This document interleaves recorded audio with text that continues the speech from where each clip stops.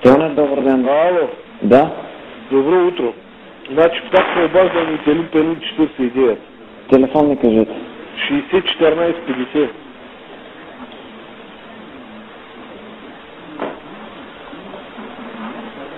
Така? Той отпрейти шибания интернет, човек. Ей, брат, писва ми да ме търся, разбираш. Да писва ми, разбираш. Какъв е проблема в момента? Сега показва грешка.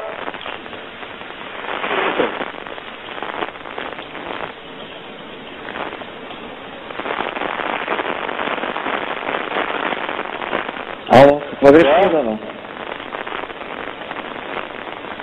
Може да ви само номер на грешката?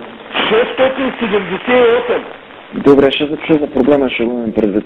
Кога? Ами възможно не е скоро, не мога да ви кажа в момента. Ама ти винаги те ми казваш, човек, възможно най-скоро, оставят има 1-2 дена без интернет, 1000 пъти съм ви казал, че Дуда и ще го намеря един си и ще го уритам, разбираш. Вчера съм сплатил интернета, ще ви иба майката и копелета, идва и го прави, че почва да полудяваме. Направо идвам и ще я избия тук път наистина. Направо вече нямам нерви, разбираш.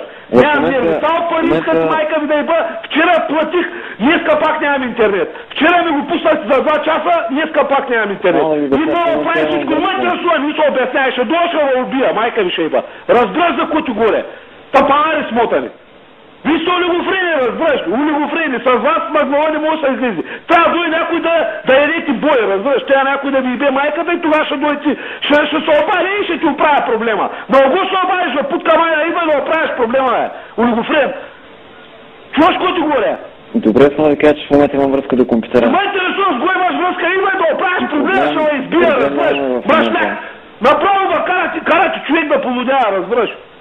Идва една да оправиш проблема, изпаща в групи, назначите с хора, не ме интересува. Защо аз да оправя вашия проблем?